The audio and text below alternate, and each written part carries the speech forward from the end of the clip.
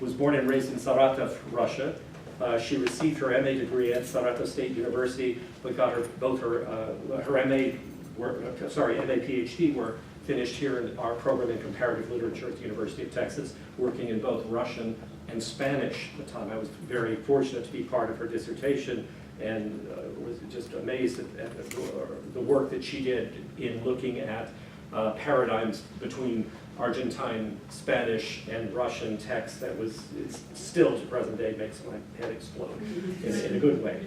Her dissertation analyzed literary public spheres between Argentina and Russia, and it's just terrific. She's been a lecturer here at the University of Texas, and indeed, we have to do the Russian thing here. She is about to become a senior lecturer here. We are, yes. All looks good that she's going to be a senior lecturer very, very soon by spring. And what she's done so remarkably well is incorporated not just in teaching language courses from first year through fourth year, but that she's done content courses in the language that include everything from food studies, the food of Russia, to, I'm looking at my notes here, radical revolutionary movements in Russia, political culture of dissent, as well as modernism and avant-garde. For the first time, as I mentioned in the spring, she's going to be teaching a fourth-year Russian class. That will be the follow-up then to the debate course I'm teaching now. Over there, students will simply slide right into your class to do a stage, for the first time, stage production of Mayakovsky's infamous, notorious, The Bedbug. So to talk about staging Mayakovsky, play performance for advanced Russian, I would like to introduce Marina Alexandrova. Thank you so much, Texas Language Center, for having me, and of course, thank you so much, Tom and Betsy, for organizing such a beautiful event, and really beneficial for me personally, because I would love to learn more before I embark on actually teaching this course. And the course will be quite different, but a lot of correspondence, obviously, with what Alex said, and so I was really happy to hear the points that you made, so expand on them or contrast with mine. So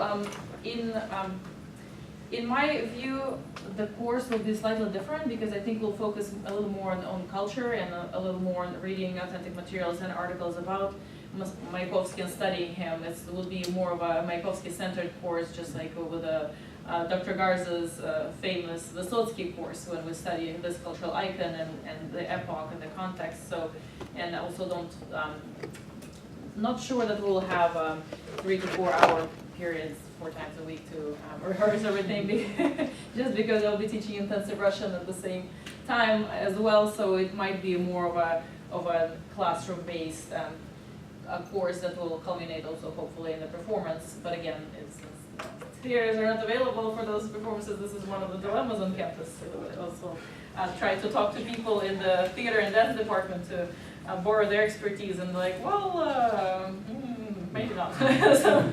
So I was quite surprised to find that. Well, anyway. So we'll do what we've got. So I would like to just give you the course description as it will be published officially. So you see what we're targeting here with the official language, so how the course is advertised. And it is targeting advanced, intermediate, high, and advanced students of Russian. So we're not opening it up to a lower level of Russian expertise, and keeping it exactly as a kind of a continuation of Dr. Garza's debate course. So the еще есть, no, моё. Нет, давай, мы подождем еще. I'm sorry. Do you mind sharing those, and I'll make more copies? So I would like to talk about the choice of the text, the logistics, the figure of Mayakovsky himself, and then I would love to hear your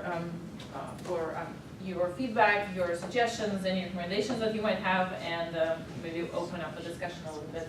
I would like to start with a disclaimer in a way that the difficulties of learning and teaching Russian, right? So just feeling, or actually it's a common knowledge that our students by 4th year not always are as fluent in Russian as speakers or learners of other languages. So definitely I have a disadvantage here, and so we'll have to see what kind of students end up in my course and what kind of language levels they have. So I have one of the concerns, or rather I'm a little bit of intimidated to see what kind of students, what kind of language abilities we'll have there.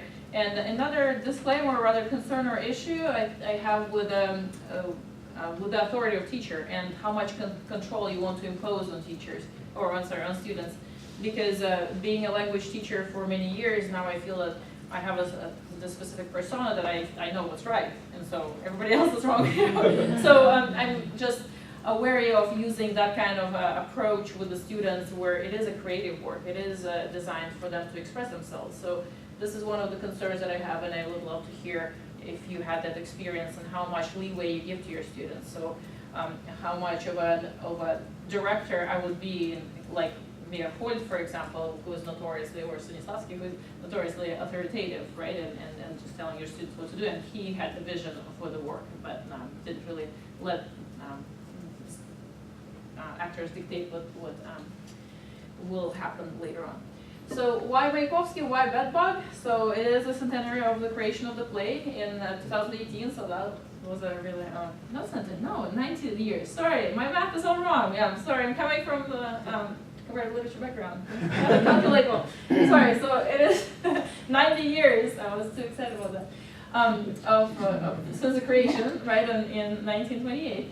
And it is a play that sounds really relevant today because he tackles issues, materialist culture versus spiritual values and alienation of human being, and the clash of different cultures, because he talks about the clash of the bourgeois NEP culture and its materialism and consumerism with the ethos, or proclaimed ethos, of communist ideal of not thinking about material issues. But so he also, the play is also action-packed, and this is also what we addressed before. Is it fun? Is it something that I would love to do? I would love to participate in that play, and it seems very exciting. And it also addresses, I think, the changing nature of our students, or changing, way in which they interact with text and with the world at large. So I don't feel that the same philosophical plays that were staged here in this department a decade ago would go over well, or would not cater to the interest of students. So because there was a play of Schwartz, which is absolutely beautiful and brilliant, but I'm not sure that the students can or want to tackle the philosophical issues that were so important to a lot of Russian plays, including Chekhov's plays. So this one is a more burlesque, more slapstick comedy style of play, which also sneakily talks about important issues like the clash of cultures and epochs, and who is human and what is human nature, but not as overtly as in other plays. It is adaptable to various class sizes. So right now we stand at 14 people who are enrolled in this class, and all of them are advanced students, intermediate high students. Because it has about 14 characters, but they could be, the number again could be reduced because some characters can be let go without much of a harm done to the play itself. Also, there are large groups of, for example, firemen. We'll actually have fire and firemen there too. So we can expand that group, contract that group. So that seems to be the theme. That's why I'm so excited about all the correspondences that we have there. Lots of episodic roles and short poetic forms, because in the beginning, and they'll walk you through the play and talk about it a little more. So it has lots of little poetic introductions, because of course Mayakovsky was preeminently a poet, and that was dear to him. So he sneaked in a lot of poems, especially in the beginning. Variable length and complexity. So again, it can get very dark. It can get very philosophical in the way that it criticizes modern society, but it also can be very light, and Soviets famously experimented with making it into a ballet, and we can see some shots from there. My quick question, yeah, variable length, do you mean of the roles themselves, or the length of the Yes. speech utterances? What are you referring to there? Both. So the play could be, it feels that some of the parts could be omitted, and there are lots of examples that the whole scenes were omitted, and the play was very malleable, to use your term for that, because you can make it dark, light, happy, very depressing. So there's a lot of variability, and I'll show the example of the theater of Lian Soviet that absolutely omitted half of the characters and half of the scenes, right. and it was a very powerful kind of meditation on nature of humans and what who is a human. So no complex historical costumes, for example. Everything is minimalist, white, black, and red, and that's it.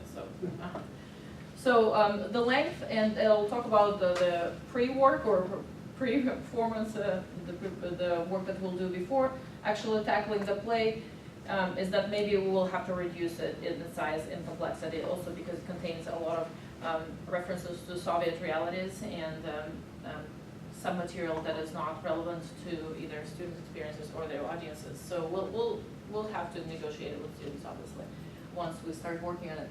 And the vocabulary is not very complex. The sentence structures are very straightforward, so that will be a great teachable moment. But also with Mayakovsky, he is extremely creative with language. So we'll also talk about how he works with language, how he coins new phrases, and how many of the phrases that we'll find in the play entered everyday conversations of Russians even today. So in that sense, this play is really relevant, and Russians just often quote from the play. And Heather Glossy, I have to sneak in back in here, because there are lots of different registers of speech, and there are clashes of speech. For example, the main character speaks in this mishmash of Sovietisms and regular Russian words, plus the regular other characters speak in a very formal language. For example, the ones that are portrayed in the future, or what they thought what the future would be in the 20s. So there are different registers, so students will be aware of how different types of speech refer or belong to different groups of Russians. And then cultural significance, just wanted to go over the importance of this play. Of course, Mayakovsky is one of the most important cultural figures in Russia. He is a notorious futurist, avant-garde poet and writer who was kind of phenomenon on and of itself. He was shockingly provocative in all his statements, and he was the center of cultural activity in the teens and 20s in Russia.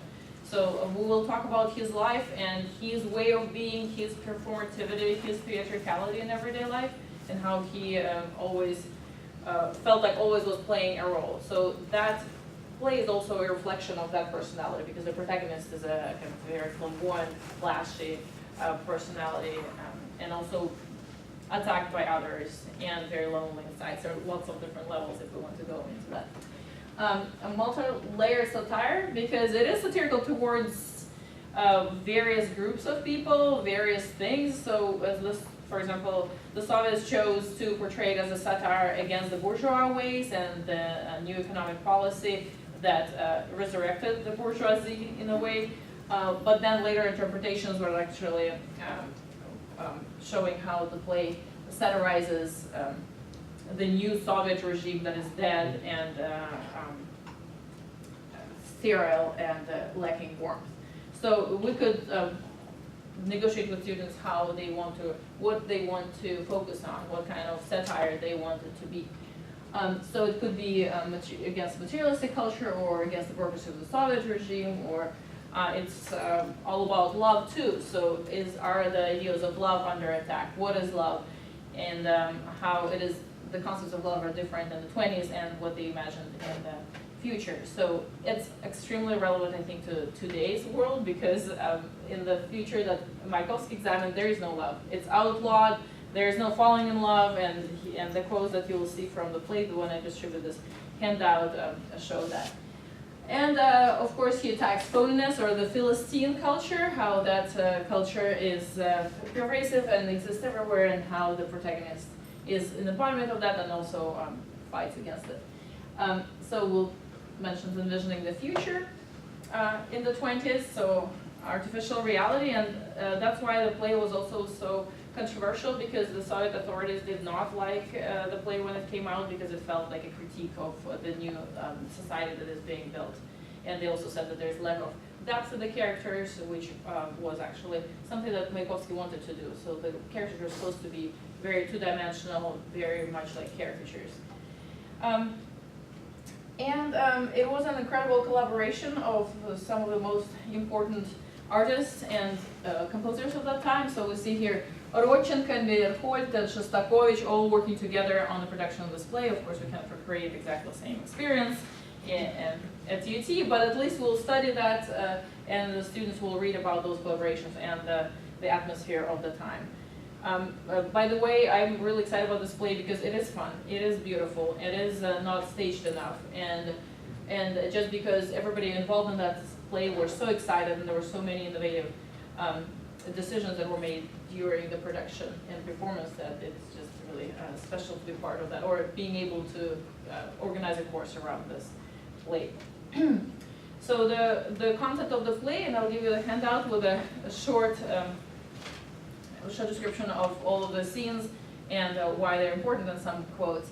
So it all starts when the proletariat Prisipkin decides to get married, and get married to somebody who owns, or she's the daughter of the owner of a hair salon. So it's a very profitable business, and so they go shopping for the wedding. And there you see various street vendors selling various objects, including fur-lined bras, and actually I'll do have the yeah.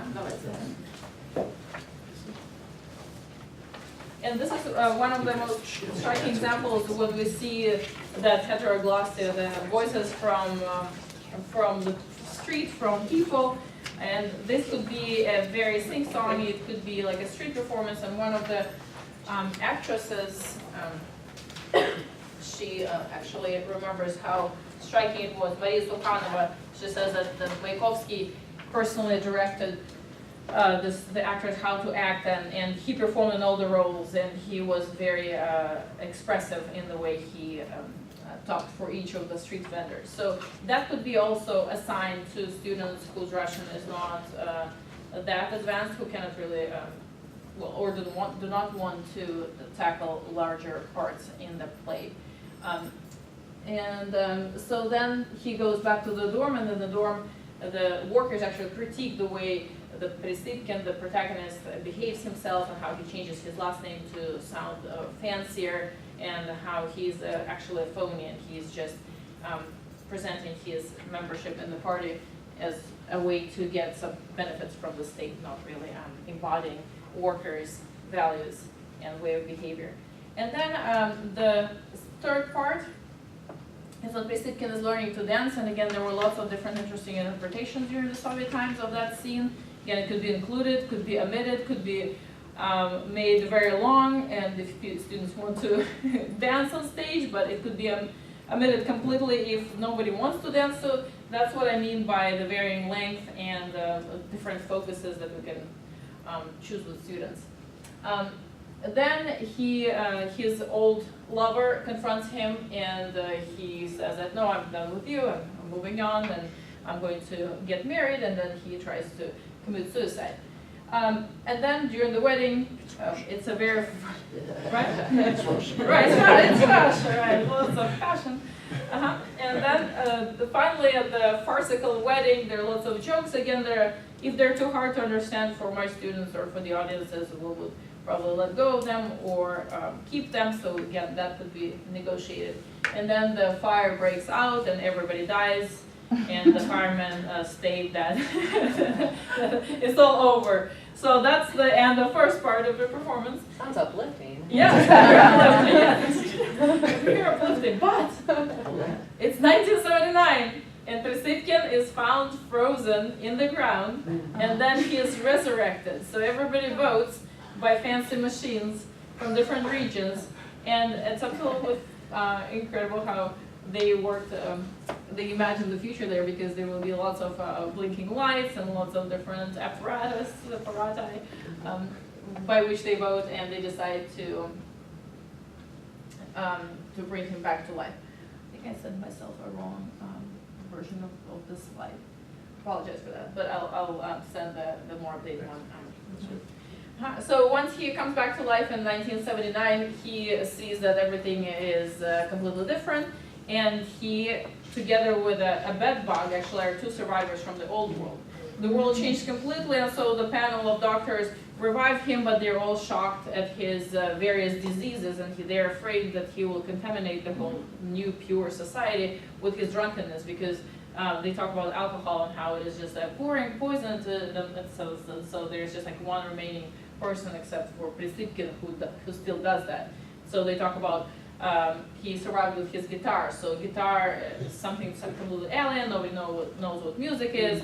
Nobody knows what love is. And so this contaminated specimen needs to be contained somehow, because he's already contaminating others, because some other girl is falling in love now, and so it's spreading, the virus is spreading. So they confine the bedbug to the zoo, and then Prisipkin decides to go to the zoo as well, and he's confined there too. And so the play ends with both of them being in the zoo, confined, contained, and isolated from the rest of the society that is very robotic, very sterile, but very pure and very controlling. So it's a very harsh critique of what the Soviets are building. So it's completely shocking that it was allowed to be performed and then it was staged so many times. But again, in later stagings, the emphasis was switched onto Prisipkin and his depravity from the way that the new Soviet society will be. And then this is the Prisipkin and different interpretations of him. And again, by studying those images, we will decide what we want to do and how we want to present the protagonist. So there will be 4 male protagonists with different parts, and 2 or 3 females, leading females. So there was the fiancé who dies in the fire, and then there is of course the lover who actually survives the suicide and then is a scientist. And she is the scientist who is actually resurrecting Prisipkin, and so, but she's all different, and she's 50 years older than that, but he apparently survived at the same age, so there are some holes in the plot line, so not too consistent. So we will study the costumes and see if they want to go with a more traditional interpretation of it, and a famous Russian actor Ilyin was absolutely brilliant in that role and made his performance, and then of course Mironov is another cultural icon in Russian cinema and theater. We can take a look at some of the different interpretations. So here you see a more minimalist production that I mentioned before. It's the Soviet Theater in Petersburg in 2000. So part of my course, as I envision it, would be actually watching the whole production and understanding it and seeing what parts of it we could incorporate or not incorporate. Do we have time to watch just a short clip? Sure. And let me know if you have any questions while I...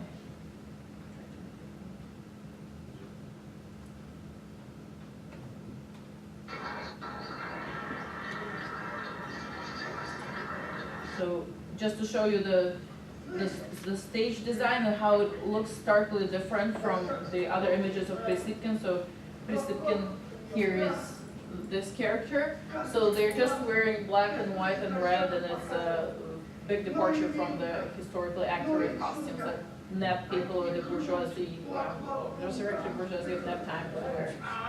So yes, it's the Soviet. In Soviet, yes. And the only stage props will be a piano and a giant piece of white silk, and so they will just rearrange that throughout the play, and there is absolutely nothing else, absolutely minimalist production of it. So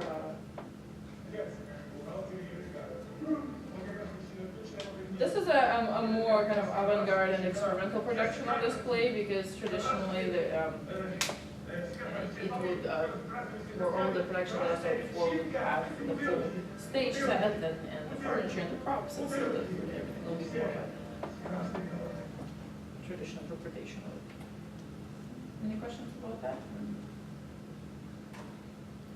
Straightforward. So are you going to, the students will watch the entirety of the production, they'll have the script. How much work are they doing with the language as they're in other words, comparing with the real script to what was or wasn't used in this particular production?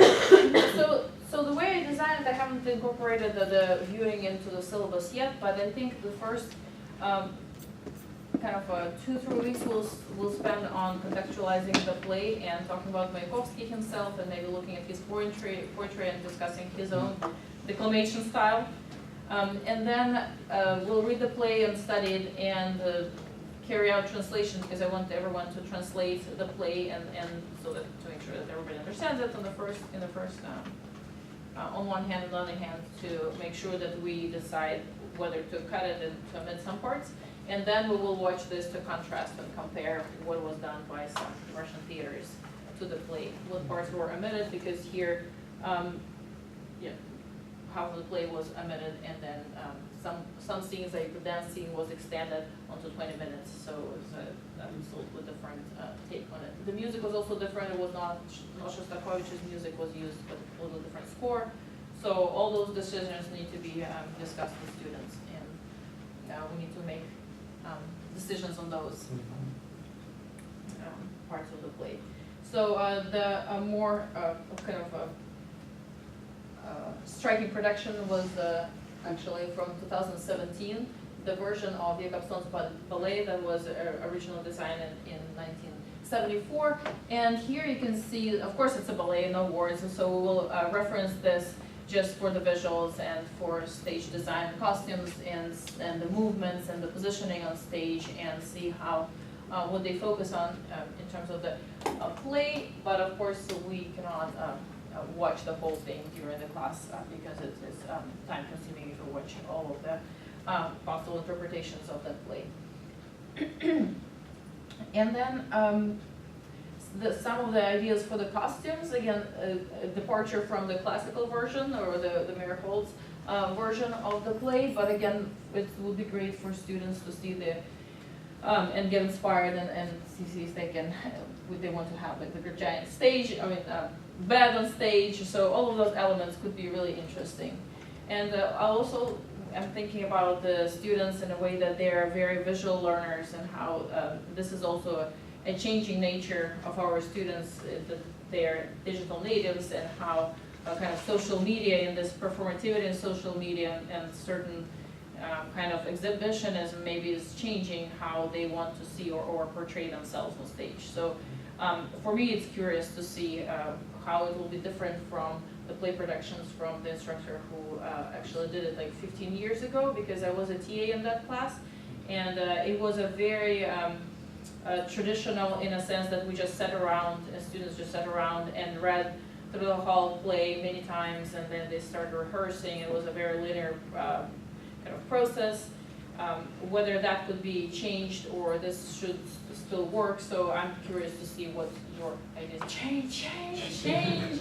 More fun, more music, more dance numbers, more flamboyancy to it. So I'm also interested to see what kind of students I get in terms of their personalities, because not everybody wants to perform, and so whether they're comfortable performing. So I'm thinking about introducing different exercises to get them more comfortable in their bodies and kind of moving in space. So improv sounds like a wonderful idea. I don't know myself much about improv, or you just giving the situation, right? And then they just take it and do something with it. So doing it in their native language is a great idea, I think, in the beginning, so that they get comfortable with it.